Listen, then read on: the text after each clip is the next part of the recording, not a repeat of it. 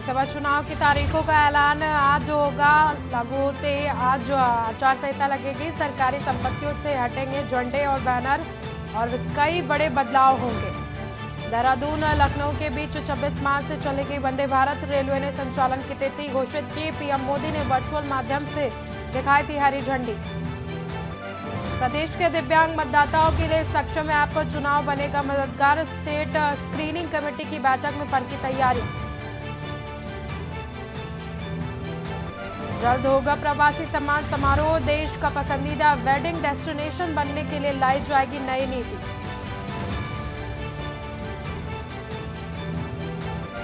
दिल्ली के पिथौरागढ़ के लिए फ्लाइट की शुरुआत। अप्रैल महीने से नियमित रूप से शुरू होगी हवाई सेवा। 7,000 किराया देकर 1 घंटे में पहुंच जाएंगे दिल्ली। दूसरे राज्यों से आने वाले डीजल वाहनों पर सख्ती। उत्तराखंड में घुसते ही कटेगा ग्रीन एंट्री सेंस और जल्द ही पूरे प्रदेश में शुरू की जाएगी प्रक्रिया। आप देख रहे हैं के न्यूज, खबरों का सारथी। नमस्कार, मैं हूं आपके साथ सोनम सिंह और आप देख रहे हैं के न्यूज। वक्त हो गया है खबर उत्तराखंड का। रुख करते हैं खबरों का। देहरादून लखनऊ के बीच 26 मार्च से चलाई जाएगी वंदे भारत। रेलवे ने विधिवत संचालन की तिथि की घोषणा कर दी है। आपको बता दें कि सोमवार को छोड़कर बाकी 6 दिन चलाई जाएगी वंदे भारत। लखनऊ से सुबह 5:15 पर देहरादून के लिए रवाना होगी वंदे भारत। दोपहर 12:15 पर देहरादून पहुंचेगी वंदे भारत। दोपहर 2:25 पर देहरादून से लखनऊ के लिए रवाना होगी। 10:40 पर लखनऊ पहुंचेगी वंदे भारत। 12 मार्च को हुआ था वंदे भारत ट्रेन का शुभारंभ। प्रधानमंत्री नरेंद्र मोदी ने वर्चुअल माध्यम से हरी झंडी दिखाई थी।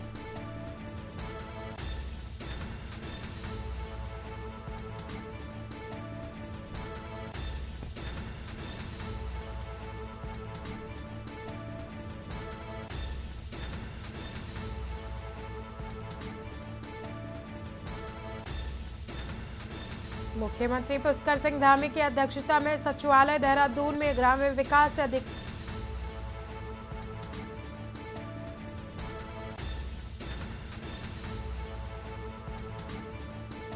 मुख्यमंत्री की तरफ से आज क्लेरिफिकेशन किया गया है। वंदे भारत ट्रेन देहरादून से लखनऊ के लिए रवाना की जाएगी। धामी सरकार की तरफ से क्लेरिफिकेशन किया गया है। रात 10:40 पर लखनऊ पहुंचेगी वंदे भारत। प्रधानमंत्री नरेंद्र मोदी ने वर्चुअल माध्यम से शुभारंभ किया था वंदे भारत का। हरी झंडे दिखाकर देहरादून से लखनऊ के बीच 26 मार्च से चलाई जाएगी वंदे भारत। रेलवे ने भी अब विधिवत संचालन की तिथि घोषित कर दी है। धामी सरकार की तरफ से जानकारी दी गई। रेलवे ने विधिवत तरीके से तिथि की जानकारी दी है। लखनऊ से सुबह 5:15 पर देहरादून के लिए रवाना होगी वंदे भारत।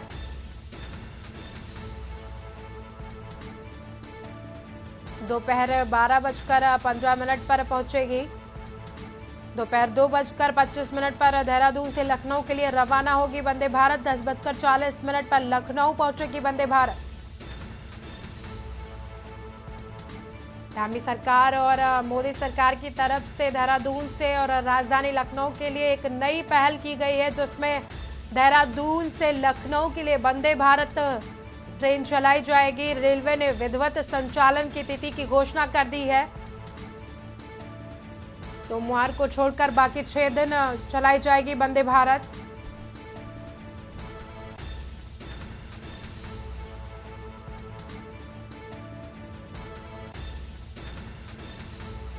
धामी सरकार की तरफ से और मोदी सरकार की तरफ से एक नई पहल देखने को मिल रही है। उत्तराखंड से लखनऊ के लिए वंदे भारत का संचालन किया जाएगा। रेलवे की तरफ से विधिवत तिथि का भी निर्धारण कर दिया गया है। 12 मार्च से वंदे मातरम का शुभारंभ किया गया था। 26 मार्च से चलाई जाएगी वंदे भारत।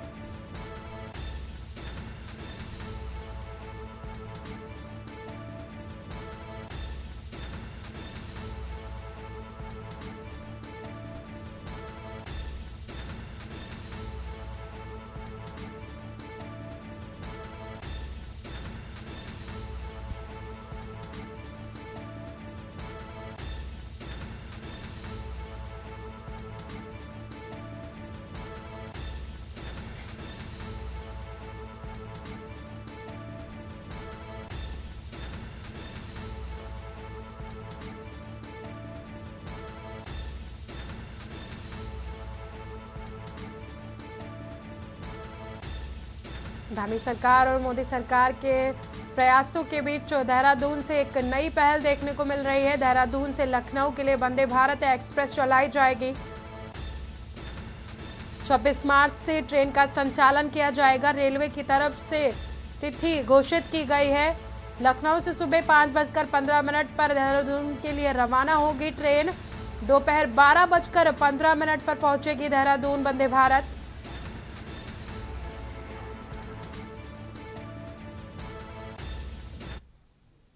मुख्यमंत्री पुष्कर सिंह धामी की अध्यक्षता में सचिवालय देहरादून की तरफ से ग्राम विकास एवं पलायन निवारण आयोग की 7वीं बैठक की गई। मुख्यमंत्री पुष्कर सिंह धामी ने कहा कि पर्वतीय क्षेत्रों में लोगों की आजीविका में तेजी से वृद्धि हो, इसके लिए व्यापक स्तर पर काम किए जा रहे हैं और योजनाएं बनाई जा रही हैं। सीएम धामी ने कहा कि राज्य में वन पंचायत नियमावली को मंजूरी दी गई है। इससे ग्रामीण क्षेत्र में स्वरोजगार के साधन उपलब्ध होंगे। मुख्यमंत्री ने आगे कहा कि उत्तराखंड वेडिंग डेस्टिनेशन बनेगा, इस दिशा में भी प्रयास होने चाहिए। इसके साथ ही पुष्कर सिंह धामी ने पर्वतीय क्षेत्रों में पलायन के कारण का गहराई से अध्ययन करने और राज्य स्थापना दिवस के आसपास प्रवासी सम्मान समारोह आयोजित करने के भी निर्देश जारी किए हैं।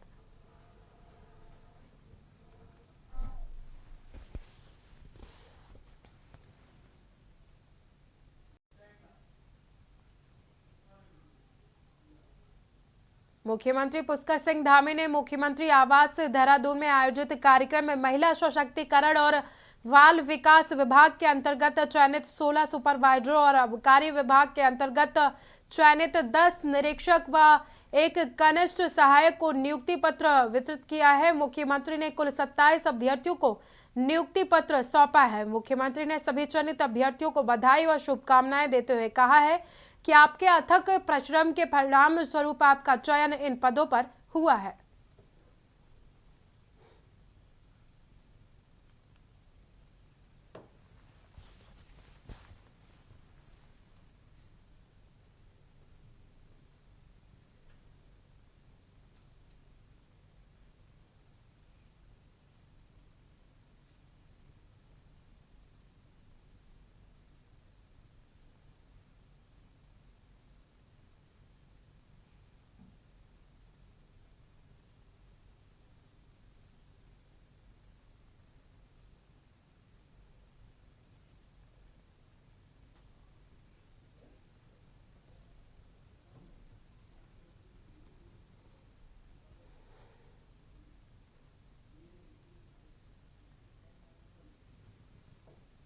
होली का पर्व नजदीक आते ही जगह जगह पर होली का रंग जमना शुरू हो गया है। एक और रामनगर में पुरुष होलियारों की टीमों ने बैठकी होली के माध्यम से होली का रंग जगह पर बिखारना शुरू कर दिया है। इसी क्रम में महिला होलियारों की टीमों ने भी अपना रंग जमाना शुरू कर दिया है। जानकारी देते हुए महिला होलियार भावना भट्ट ने बताया कि पौष माह के पहले रविवार से बैठकी होली का दौर शुरू हो जाता है, जिसको लेकर रामनगर में आज लखनपुर स्थित शिव मंदिर में महिला होलियारों की टीम ने होली की शुरुआत करते हुए भगवान को याद कर मंदिर में स्थापित मूर्तियों पर अबीर गुलाल लगाकर होली का आगाज किया है। इसके बाद महिलाओं ने होली गीत गाते हुए एक दूसरे पर भी रंग की बौछार कर पर्व की बधाई दी है। उन्होंने क्षेत्र के सभी लोगों से इस पर्व को उल्लास के साथ मनाने की अपील की है।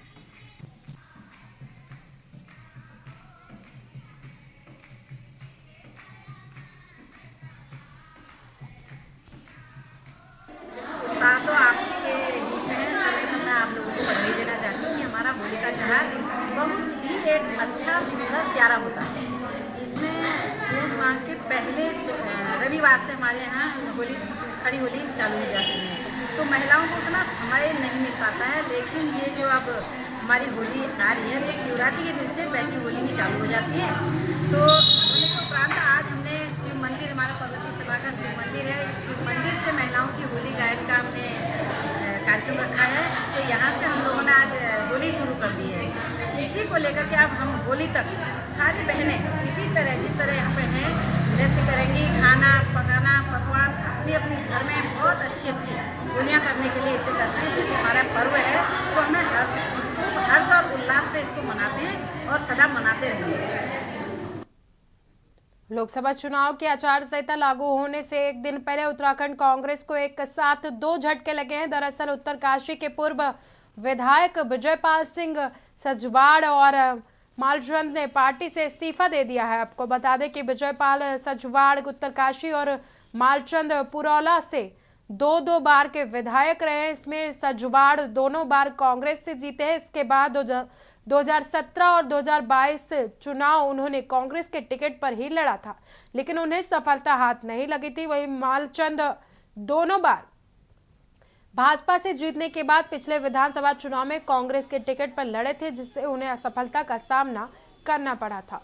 दोनों की लंबे समय से कांग्रेस छोड़कर भाजपा में जाने की चर्चाएं तेज थी। अब आचार संहिता लागू होने से ठीक पहले दोनों नेता जो हैं कांग्रेस से किनारा कर चुके हैं। कांग्रेस प्रदेश अध्यक्ष को सौंपे पत्र में सजवाड़ ने निजी कारणों से पार्टी की प्राथमिकता सदस्यता समेत सभी पदों से इस्तीफा देने की घोषणा की है।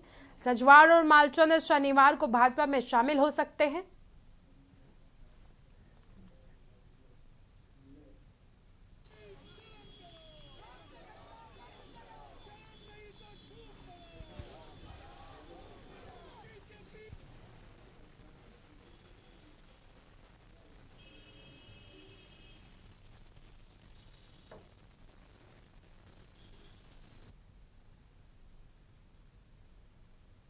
लोकसभा चुनाव से पहले कांग्रेस को उत्तराखंड में दो झटके लगे हैं। मालचंद ने पार्टी से इस्तीफा दिया है, तो वहीं पूर्व विधायक सजवाड़ ने भी पार्टी से इस्तीफा दे दिया है। प्रदेश अध्यक्ष को पत्र लिखकर दोनों नेताओं ने पार्टी से इस्तीफा दे दिया है। प्राथमिक सदस्य की सदस्यता से इस्तीफा दे दिया है। मुझे भी अभी जानकारी प्राप्त हो रही है मीडिया के माध्यम से कि विजयपाल सजवाड़ जी ने जो है इस्तीफा दे दिया है। अब उन्होंने क्यों इस्तीफा दिया है ये मुझे पता नहीं है। आखिर अगर उनको कोई परेशानी थी या उनके कुछ सुझाव थे तो उन्हें पार्टी फोरम पर रखनी चाहिए थी। पार्टी फोरम पे तो विजयपाल सजवाड़ जी ने मुझे इन्हें लगता कि कोई बात की होगी और एकाएक जो है उनका इस्तीफे की जानकारी मिल रही है। इससे मैं भी आश्चर्यचकित हूँ, क्योंकि पार्टी ने जो है हमेशा उनके मान सम्मान को बढ़ाने का काम किया। उनको विधायक का जो है चुनाव एक बार नहीं कई बार जो है उनको लड़ाया है और महत्वपूर्ण पदों पर वो पार्टी में रहे हैं। और अगर इस समय वो इस्तीफा दे रहे हैं तो क्यों दे रहे हैं, इसका कारण तो विजयपाल सजवाड़ जी से ही पूछा जाना चाहिए। अगली खबर आपको बता दें, लोकसभा चुनाव की आचार संहिता लागू होने से ठीक पहले मोदी सरकार ने महंगाई के मोर्चे पर बड़ा फैसला ले लिया है। दरअसल सरकार ने एक तरफ जहां रसोई गैस के दामों में 100 रुपए की कमी की है, तो वहीं दूसरी ओर पेट्रोल और डीजल के दामों में भी कटौती की है। केंद्र सरकार के फैसले के बाद पेट्रोल और डीजल की कीमतों में 2 रुपए के प्रति लीटर की कमी आई है। महंगाई के मोर्चे पर घिरी मोदी सरकार का ये मास्टर स्ट्रोक माना जा रहा है।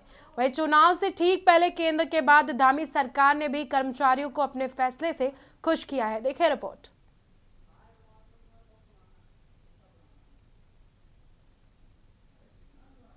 लोकसभा चुनाव के लिए जल्द ही आचार संहिता का ऐलान होने जा रहा है। चुनावी दंगल को जीतने के लिए सभी राजनीतिक दल अपनी अपनी तैयारियों में लगे हुए हैं। इसी बीच मोदी सरकार ने चुनाव से ठीक पहले महंगाई के मोर्चे पर बड़ा फैसला लिया है।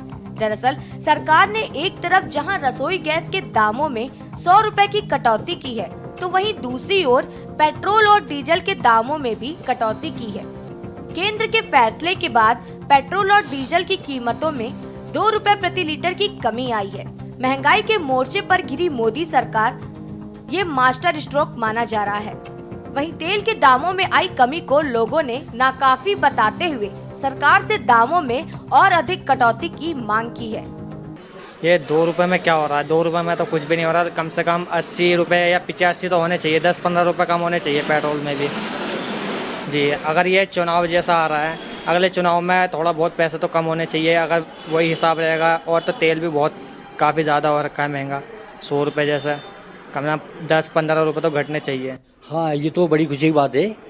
ये लोकसभा चुनाव जो भी आने वाले हैं, हमारे मोदी जी, नरेंद्र मोदी जी प्रधानमंत्री जो भी कर रहे हैं बहुत ही सुंदर और अच्छा काम कर रहे हैं। और उन्होंने क्या है कि इतना काम किया, गरीबों को मकान दिए, घर घर में पानी पहुंचाया।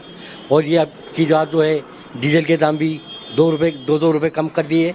ये बड़ी खुशी की बात है। सर अभी देखिए पेट्रोल डीजल पे कम हुआ है 2 रुपये। मैं ये कहना चाहता हूँ कि इलेक्शन के टाइम पर ही क्यों कम करते हैं ये, वो भी 2 रुपये। 2 रुपये से क्या होगा सर, पब्लिक को संतुष्टि मिल जाएगी? मेरे हिसाब से तो नहीं। कम से कम अगर कम करना ही है तो 15 से 20 रुपये कम करना चाहिए था, सबसे पहली बात तो ये है, ठीक है। लेकिन मेरा सबसे बड़ा सवाल ये है कि इलेक्शन के टाइम पर ही क्यों।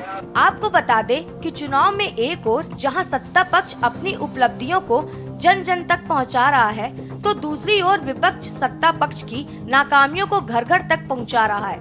हालांकि इस बीच मोदी सरकार ने दामों में कुछ कटौती जनता को थोड़ी राहत तो जरूर दी है। इसके साथ ही चुनाव से ठीक पहले केंद्र के बाद धामी सरकार ने भी कर्मचारियों को अपने फैसले से खुश किया है। दरअसल सरकार ने कर्मचारी, शिक्षक व पेंशनरों के लिए 4% महंगाई भत्ते का ऐलान किया है। इससे कर्मचारियों और अधिकारियों के वेतन में न्यूनतम 750 से लेकर 8,000 रुपए तक का इजाफा होगा। वहीं राज्य में अब इस मुद्दे पर सियासत गर्मा गई है। सत्ता पक्ष का कहना है कि विपक्ष के पास अब कोई मुद्दा नहीं बचा है, जबकि विपक्ष का कहना है कि चुनाव के समय थोड़ी राहत देकर सत्ता पक्ष इसे बड़ी उपलब्धि बता रहा है, जबकि जनता बेरोजगारी, महंगाई से परेशान है। पहली बात तो यह है कि भारतीय जनता पार्टी कर्मचारियों के साथ है और उनके जो भी इश्यूज रहते हैं उनको बहुत गंभीरता से एड्रेस करते हैं, उसके समाधान करने का प्रयास करती है। उसी क्रम में मैं इसको देख रहा हूँ कि जो हमारे कर्मचारी थे उनको महंगाई भत्ता दिया गया है और उनके जो इश्यूज है उनको रिजॉल्व करने का हम लोग प्रयास कर रहे हैं। ये निश्चित रूप से चुनावी पुलाव है कि 5 साल आप जनता को महंगाई की चक्की में पीसते रहिए और उसके बाद ठीक एंड चुनाव से पहले आप इस तरह की 1-1, 2-2 रुपए की राहत दें। तो मुझे ये जनता को समझना होगा कि सबका साथ, सबका विकास और सबका विश्वास की बात करने वाली पार्टी ने किस तरह से आज प्रदेश के, देश के युवाओं को बेरोजगार छोड़ा हुआ है, किस तरह से महंगाई आसमान छू रही है, किस तरह से महिला अपराध बढ़ रहे हैं देश के अंदर, किस तरह से खाद्य पदार्थों के दाम बढ़े हुए हैं कि एक महिला की रसोई के बजट में एक कुठाराघात हुआ है। तो कहीं ना कहीं ये जनता को भी समझना होगा कि सत्तारूढ़ दल केवल चुनाव जीतने के लिए, वोट उगाही के लिए राहत पर राहत देने की अब कोशिश कर रहा है। एक बार आप सत्ता दे देंगे तो पुनः अगले 5 साल के लिए आप महंगाई की चक्की में पिसेंगे। कि लोकसभा चुनाव नजदीक देखिए, सरकार तमाम प्रकार के प्रलोभन देने का काम कर रही है, लेकिन कर्मचारियों की जो सबसे बड़ी मांग है वो ओपीएस की मांग कर रहे हैं और उसके लिए कई बार वो सड़क पे उतर के संघर्ष भी कर चुके हैं। दिल्ली तक जो है वो बड़ी रैली करके आ गए हैं और कर्मचारी लगातार जो है हर विभाग में उसकी कई मांगे हैं। हर विभाग के, चाहे वो जूनियर इंजीनियर हों, चाहे वो लिपिक सहायक हों या अन्य कर्मचारी हों, वो अपनी वेतन बढ़ोतरी के लिए, अपनी पदोन्नतियों के लिए, वेतन विसंगतियों के लिए लगातार सरकार के दरवाजे पर जो है, चौखट पर जो है अपनी मांगे रख रहे हैं। फिर भी सरकार उनसे कोई बातचीत नहीं करी, उनकी समस्याओं का समाधान नहीं कर रही है। और ये जो डीए बढ़ाने की बात है, ये तो केवल ऊँट के मुंह में जीरे जैसी बात है। कुल मिलाकर चुनाव से पहले मोदी और धामी सरकार ये फैसला मास्टर स्ट्रोक माना जा रहा है। ऐसे में सवाल ये है कि क्या भाजपा ने महंगाई के मोर्चे पर जंग जीत ली है? क्या भाजपा ने विपक्ष से महंगाई और कर्मचारियों का मुद्दा भी छीन लिया है? क्या भाजपा को चुनाव से ठीक पहले लिए गए इन फैसलों का फायदा मिलेगा या नहीं? Uttarakhand desk report.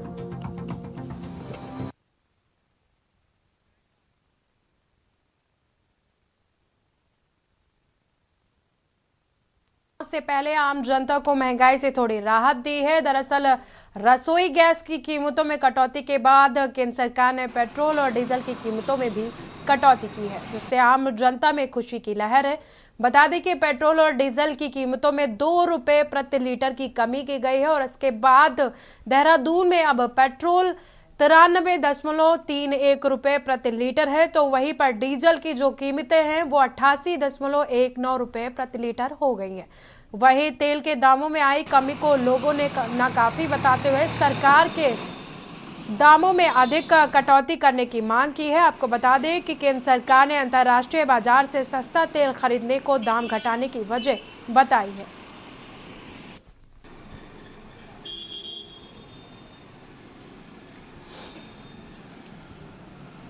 ये 2 रुपये में क्या हो रहा है? 2 रुपये में तो कुछ भी नहीं हो रहा। कम से कम 80 रुपये या 85 तो होने चाहिए, 10-15 रुपये कम होने चाहिए पेट्रोल में भी। जी, अगर ये चुनाव जैसा आ रहा है, अगले चुनाव में थोड़ा बहुत पैसे तो कम होने चाहिए। अगर वही हिसाब रहेगा, और तो तेल भी बहुत काफ़ी ज़्यादा हो रखा है महंगा, 100 रुपये जैसा, कम से कम 10-15 रुपये तो घटने चाहिए। हाँ, ये तो बड़ी खुशी की बात है। ये लोकसभा चुनाव जो भी आने वाले हैं, हमारे मोदी जी, नरेंद्र मोदी जी प्रधानमंत्री जो भी कर रहे हैं, बहुत ही सुंदर और अच्छा काम कर रहे हैं। और उन्होंने क्या है कि इतना काम किया, गरीबों को मकान दिए, घर घर में पानी पहुंचाया, और ये आपकी बात जो है डीजल के दाम भी 2 रुपये कम कर दिए। ये बड़ी खुशी की बात है। सर अभी देखिए पेट्रोल डीजल पे कम हुआ है 2 रुपये। मैं ये कहना चाहता हूँ कि इलेक्शन के टाइम पर ही क्यों कम करते हैं ये, वो भी 2 रुपये। 2 रुपये से क्या होगा सर?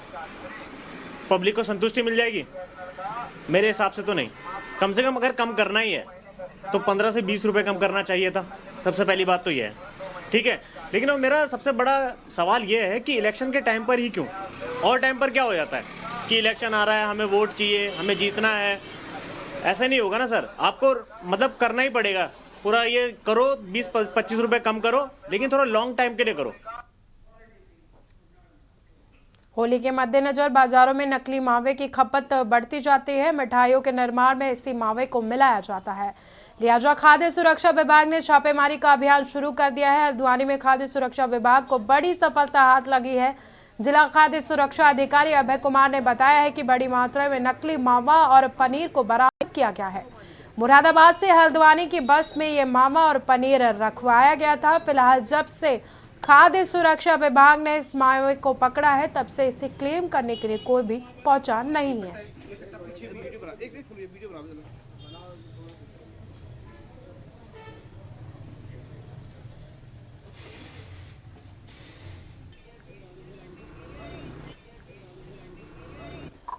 खाद्य सुरक्षा अधिकारी देहरादून महोदय द्वारा हमें निर्देश दिया गया कि अपने ज़िले में सघन अभियान करके, और जो बाहर से, खासकर जो बाहर से आ रहा है संदिग्ध पदार्थ, उस पर आप लगातार नज़र रखिए और चेकिंग करते रहिए। इसी क्रम में आज हमने सवेरे जो है लगभग 5.5-6 कुंटल के आसपास मावा पकड़ा है और 80 किलो पनीर पकड़ा है। अभी उसको क्लेम करने के लिए कोई नहीं आया है। अभी वो एक तरह से हम लावारिस उसको मान रहे हैं, और वो तहसील परिसर में रखा हुआ है। कहाँ से लाया जा रहा था सर? ये मुरादाबाद से आया था। और एक जो पनीर है उसके बारे में पूरा पता नहीं है, क्योंकि वो ऐसी लावारिस हालत में रखा हुआ था बस। खबर मसूरी से है, जहां पर दून बिहार योजना, पेयजल योजना, जखान और विजय कॉलोनी वार्ड की सड़कें के साथ कई पार्कों में निर्माण लोकार्पण और शिलान्यास कार्यक्रम में कैबिनेट मंत्री गणेश जोशी ने अपने सरकारी आवास से किया है। वह इस अवसर पर मड्डा पेयजल निगम के अधिकारी मौजूद रहे। मीडिया को संबोधित करते हुए गणेश जोशी ने कहा कि मुख्यमंत्री पुष्कर सिंह धामी का ये संकल्प है कि भाजपा जिस प्रोजेक्ट का लोकार्पण करती है उसका शिलान्यास भी अपने कार्यकाल में करती है। इतने कम समय में लोकार्पण और शिलान्यास का काम सिर्फ भाजपा के अलावा और कोई नहीं कर सकता है, और राजनीतिक दल नहीं कर सकते हैं। आगे कैबिनेट मंत्री ने कहा कि भारतीय जनता पार्टी सबका साथ, सबका विकास, सबका विश्वास और सबका प्रयास के साथ आगे बढ़ रही है।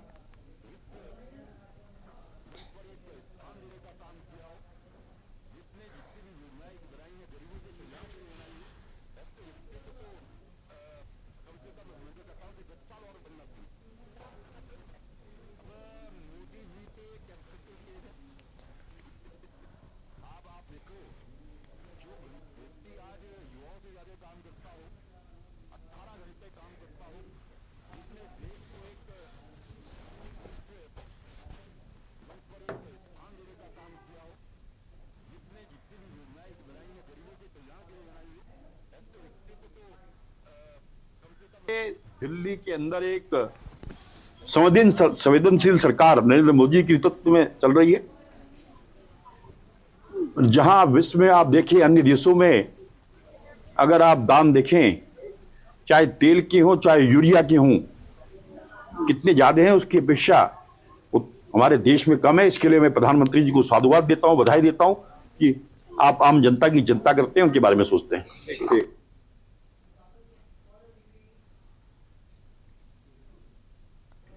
खबर नैनीताल से, जहां पर देवी सड़क में जलभराव को लेकर लोगों ने हाईकोर्ट में याचिका दाखिल की थी, जिस पर सुनवाई करते हुए हाईकोर्ट ने नगर निगम कोटद्वार से जल्द सड़क किनारे फैली गंदगी और जलभराव को ठीक करने की प्रगति रिपोर्ट पेश करने को कहा है। मामले की सुनवाई 24 अप्रैल को होगी।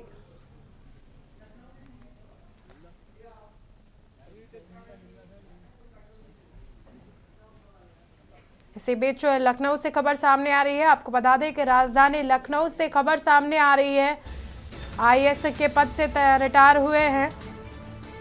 यूपी के वरिष्ठ आईएएस अधिकारी रह चुके हैं सहगल। हर सरकार में प्रमुख पदों पर रह चुके हैं सहगल।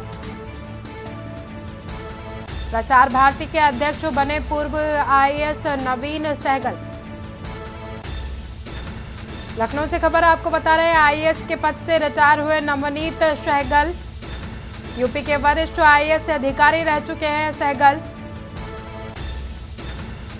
हर सरकार में प्रमुख पदों पर कार्यरत रहे हैं सहगल। प्रसार भारती के अध्यक्ष बने हैं पूर्व आईएएस नवनीत सहगल।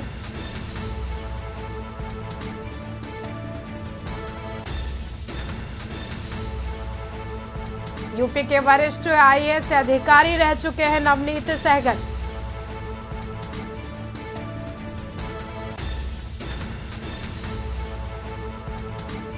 प्रसार भारती के अध्यक्ष बने पूर्व आईएएस नवनीत सहगल।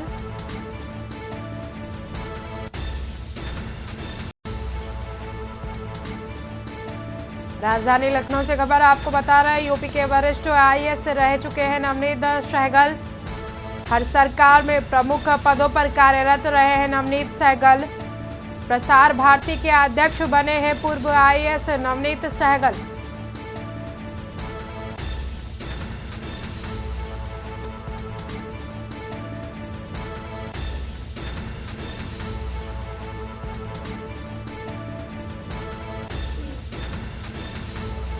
हर सरकार में प्रमुख पदों पर रह चुके हैं नवनीत सहगल। प्रसार भारती के अध्यक्ष बनाए गए हैं पूर्व आईएएस नवनीत सहगल। लखनऊ से आपको खबर बता रहे हैं, आईएएस के पद से रिटायर हुए हैं नवनीत सहगल। यूपी के वरिष्ठ आईएएस अधिकारियों में रह चुके हैं नवनीत सहगल।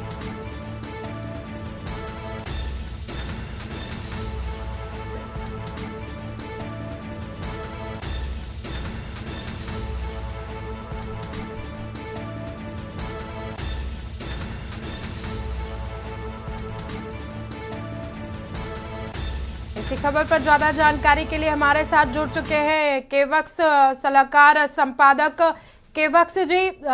नवनीत सहगल को प्रसार भारती का अध्यक्ष बनाया गया है, क्या कुछ जानकारी है?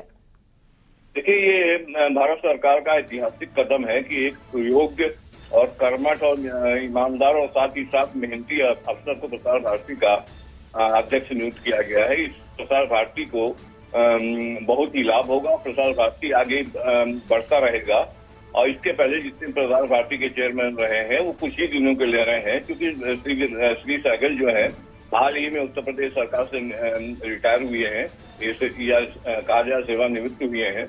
तो और इनकी जो पकड़ है जो मीडिया पे बड़ी भयंकर रूप से है। और साथ ही साथ जब उत्तर प्रदेश में तैनात थे रिटायरमेंट के पहले, तो ये सूचना विभाग के अपर मुख्य सचिव भी थे और उनके कार्यकाल के दौरान सूचना विभाग ने ऊंचाइयों को छुआ है। और प्रसार भारती में इनकी नियुक्ति हो जाने से प्रसार भारती में और भी प्रगति होगी और नए नए आयाम खड़े करेगी प्रसार भारती, क्योंकि उनको इतना अनुभव है मीडिया का कि ये प्रसार भारती और भारत सरकार को बहुत ही लाभ मिलेगा। बहुत बहुत शुक्रिया आपका हमारे साथ जुड़ने के लिए और अपनी जानकारी को दर्शकों तक पहुंचाने के लिए केवक्स जी।